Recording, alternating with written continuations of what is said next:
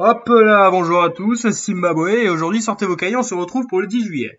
Aujourd'hui c'est déjà les 34 ans donc de l'affaire de Rainbow Warrior évidemment, donc une affaire hyper connue qui s'est passée donc il y a plus de 30 ans. En gros on avait un navire, c'était le Rainbow Warrior, donc un petit navire de Greenpeace, une petite association voilà qui protège l'environnement, donc tranquille et en fait le navire il alertait donc sur les dangers des essais nucléaires français dans le Pacifique sud, parce que bon la France elle aimait bien le nucléaire à l'époque et pour montrer qu'elle avait des couilles bah voilà ce qu'elle faisait quoi.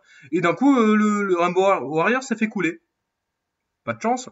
Et en fait, il s'est avéré que en fait, c'était la DGSE qui l'avait fait couler, donc les services secrets français, avec l'aval du président carrément, François Mitterrand. Donc ça a été un énorme scandale, grosse tension au niveau dans les relations franco-néo-zélandaises, parce qu'il faut se rendre compte que c'est du terrorisme. Hein. C'est vraiment donc la France qui va sur un territoire étranger, dans les eaux étrangères, et qui décide de détruire un navire d'un pays.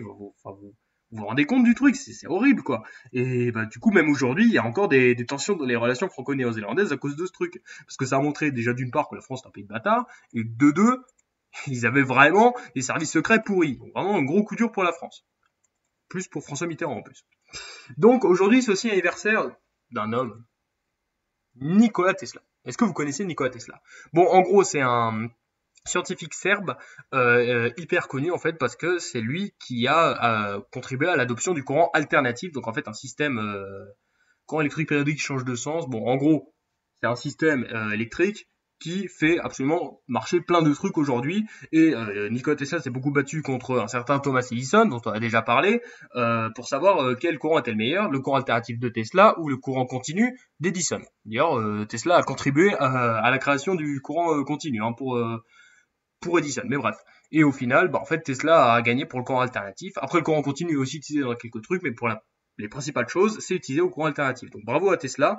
Donc il a fait pas mal de brevets. Le problème, c'est qu'il a eu quelques inventions, enfin, il a eu quelques problèmes avec ses brevets. Il a fini pauvre à New York, donc coup dur pour lui. Mais enfin, je veux dire, il a fait plein de choses.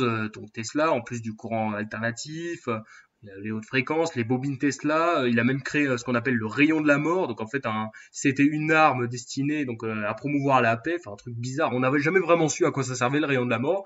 Et du coup, il y a vraiment une grosse légende autour de Nikola Tesla parce que le type avait vraiment une image de scientifique fou. Hein, voilà, c'est de là que ça vient. Ça vient de Nikola Tesla et de théories conspirationnistes autour de l'énergie libre. En gros, ce serait que Tesla aurait créé un système permettant de créer de l'énergie à l'infini et que ça aurait été contrecarré par le gouvernement pour promouvoir donc des énergies plus fossiles permettant de rapporter plus d'argent. Donc quand même très intéressant comme théorie, même si il y a de grandes chances que ce soit faux, même Tesla l'a démenti dans sa biographie, mais en tout cas c'est quand même très intéressant de voir qu'un homme crée autant de légendes.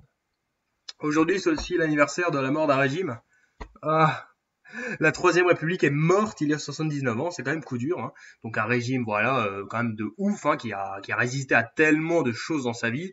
D'abord la crise du 16 mai 1877 avec les royalistes qui voulaient revenir au pouvoir, le scandale des décorations en 1887, le scandale de corruption au Panama, donc à la fin du 19e, l'affaire des fiches avec les francs-maçons qui contrôlaient tout le monde au début du 20e siècle, l'affaire Dreyfus, hein, évidemment. Le régime a même survécu à la Première Guerre mondiale, c'est quand même pas mal, hein. On peut pas dire la même chose de l'Allemagne, et la crise du 6 février 34 avec l'extrême droite. Donc c'est quand même un régime qui mérite quand même beaucoup de respect, même s'il a beaucoup changé, hein, rien que dans ces 10 premières années, enfin vraiment la Troisième République entre 1871 et 1881, c'est déjà plus tout pareil, hein, ça prouve bien que la France elle change tout le temps, mais on aurait cru que la France allait rester sur un même régime.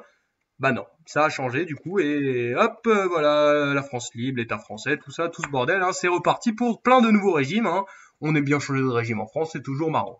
Donc voilà les trois événements qu'il y a pour aujourd'hui. On a donc l'affaire de Rainbow Warrior en 85, la naissance de Nikola Tesla en 1856 et la fin de la Troisième République en 1940.